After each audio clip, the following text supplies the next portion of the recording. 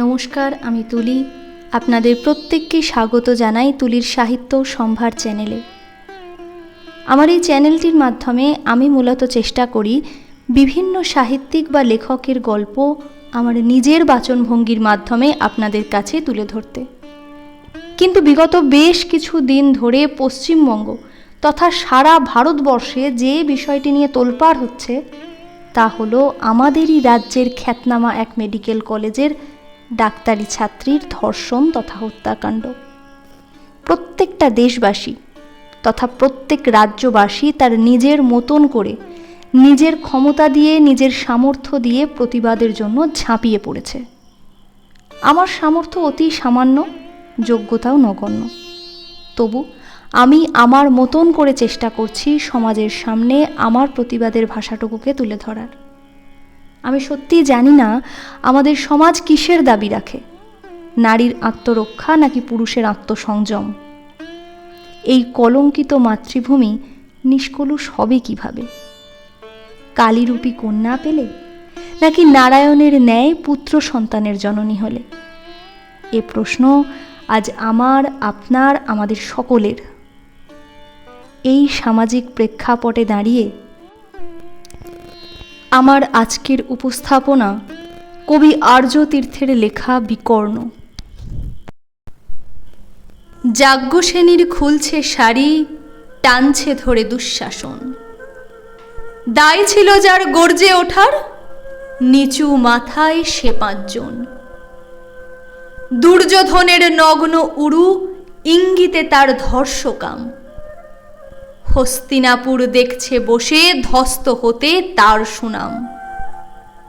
অন্ধরাজা সিংহাসনে আর্ত চেঁচান বৌমাতার। নিজের দলের নির্যাতনে সব রাজা হন নির্বিকার।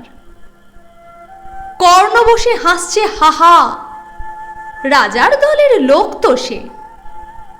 শর্তবিহীন সমর্থনেই তাবৎ আরাম সুখ বসে।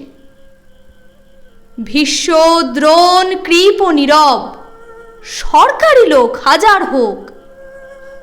রাজার কথাই তোমার কথা, তুমি যখন রাজার লোক। খলশকুনি দেখছে সবই, বস্তুত সে ধ্বংস চায়। ঘরের মাটি লাল হয়ে যাক দেশ বিভাগের যন্ত্রণায়। সুশীল সভায় ঘটছে যখন রাজ অপরাধ জঘন্য, ঠিক তখনই তার বিরোধে চেঁচিয়ে ওঠেন বিকর্ণ। বিকর্ণ নন কেউ কেটা লোক, 100 ভাইয়ের একজনা। তেমন করে এর আগে কেউ তার কথাটাই জানতো না। যতুগৃহে কারেন্নিরা অন্তত তা নেই লেখা।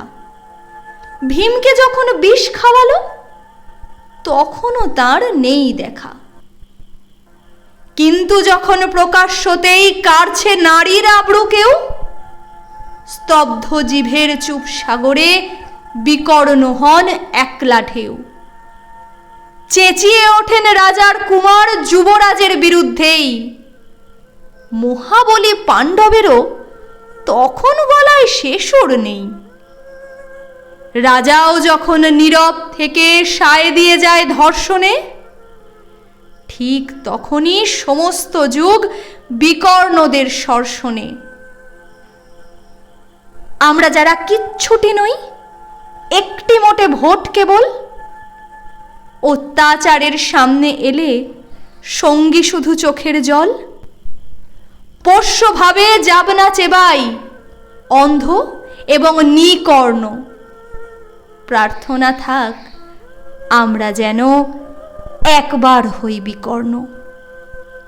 মরার আগে হতেই হবে রাজার সভায় বিকর্ণ। অপরাধ কিংবা অপরাধীর হয়ে কথা বলতে আমাদের গলা কাঁপে। সামাজিক সমাবেশে বুদ্ধিজীবীরা উপদেশ দেন আত্মরক্ষার্থে সম্পূর্ণ অন্তরালে কিংবা সর্বসমক্ষে থাকার। কিন্তু আমরা নারী, শ্বশুরালয়ে লক্ষ্মী স্বরূপিণী বধূরূপে লাল পদচিহ্ন এঁকে আমায় প্রবেশ করানোই এই সমাজের রীতি। কিন্তু আনন্দিত, দুঃখিত কিংবা ভারাক্লান্ত মনে নির্দিষ্ট সময়ের বাহিরে, নির্দিষ্ট স্থানের বাহিরে যাওয়ার অধিকার আমার নেই। পৃথিবীর বহু প্রান্তে একই সাথে একই মুহূর্তে এ সমাজের অনেক তিলোত্তমা মরে যায়। আমরা আত্মহননকারীর বিচার করে স্বাদ পাই, কিন্তু খুনি কিংবা ধর্ষককে আমরা ভীষণ ভয় পাই।